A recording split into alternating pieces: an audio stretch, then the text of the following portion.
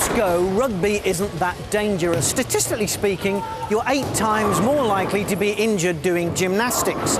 But there is an area of the game where the casualties and the concerns seem to be rising. Impact injuries, the blitz defence, the clear-out.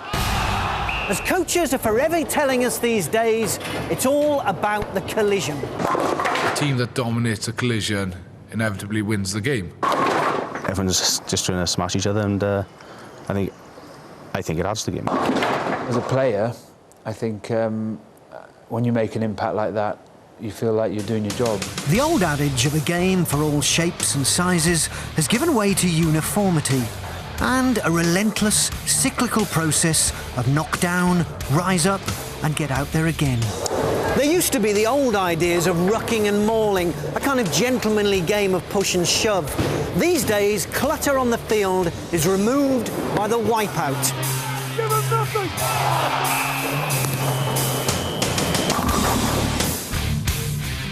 The new intensity of smashing and bashing seemed to reach a gory crescendo on the Lions tour. 15 players ended the series on the casualty list. The man left to mop up the mess, in particular after the second test, was the Lions and Scotland team doctor, James Robson.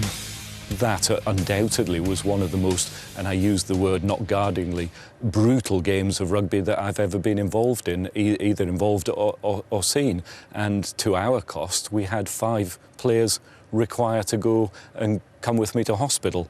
2 required operations and 3 required x-rays and scans.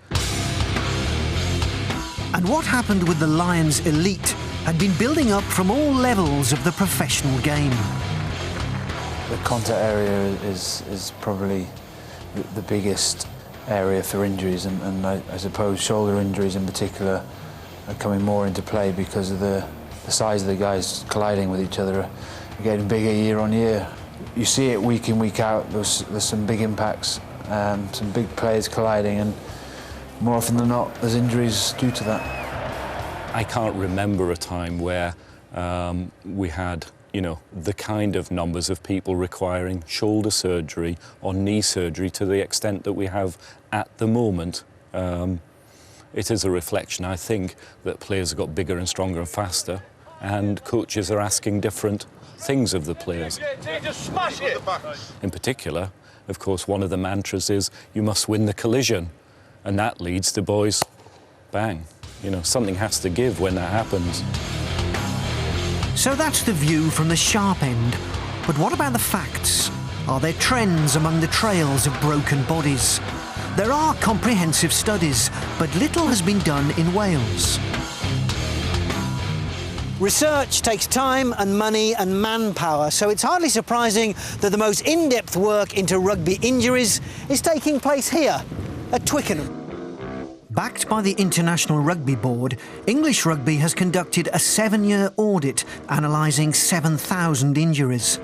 An average match leaves 2 players injured and sidelined for 20 days. 25% of all squads are injured at any one time, and 75% of all injuries occur in contact situations. Their reports speculate that long-term health risks could include osteoarthritis and premature degenerative diseases of the spine. The overall injury rates aren't rising, but it's the type that's giving concern.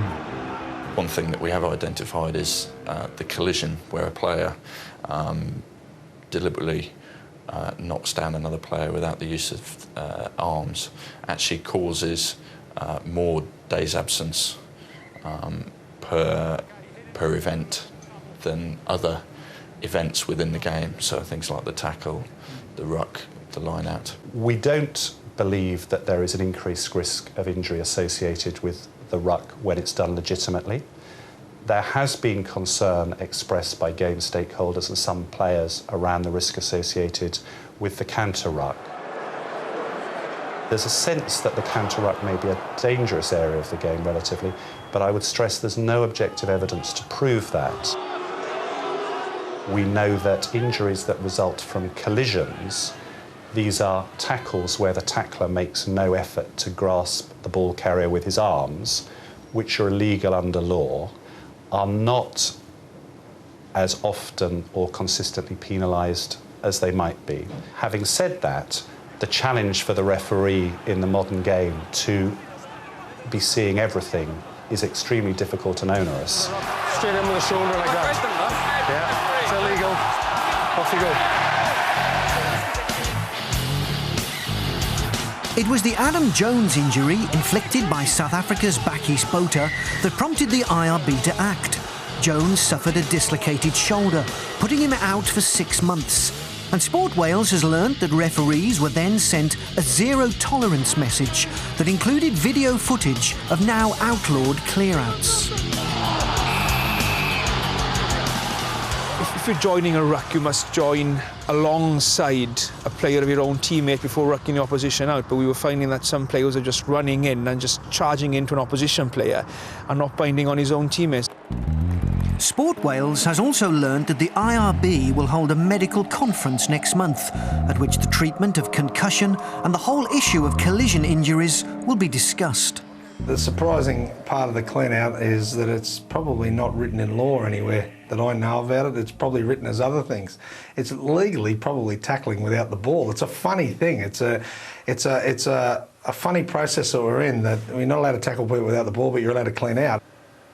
One area that concerns me at the moment and concerned me on the Lions tour is the breakdown with Adam Jones was allegedly cleared out. He ended up with a dislocated shoulder. We need to look at that kind of area. We need to be more strict with the interpretation of the law. The concern is shared by players like Adam Jones, but their perspective is rather different. He was wrong for you got 2 weeks for that because you see worse challenges than that and get 10 punished, and he just, as far as I was concerned, he smashed me in a ruck and I had my arm in the wrong position and he caught me, so. In the laws of the game, there's no such thing as clearing out.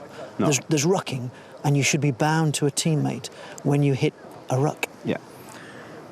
But have you ever seen that? At the end of the day, it's a contact sport, and you don't want to take away too much of the collision and contact, because I think that's why a lot of us play the game, and that's why a lot of people come and watch the game. I think we're at a watershed. I think people are trying to run through the opposition rather than run round the opposition because they're so big and they're so bulky that maybe the skill level drops a little. My own hope is that people recognise that and we actually try and win the space rather than win the collision. We have a fantastic sport. It engenders so much passion. We have to be careful that we don't do a disservice to the people who are at the really heart of it, and that's the players.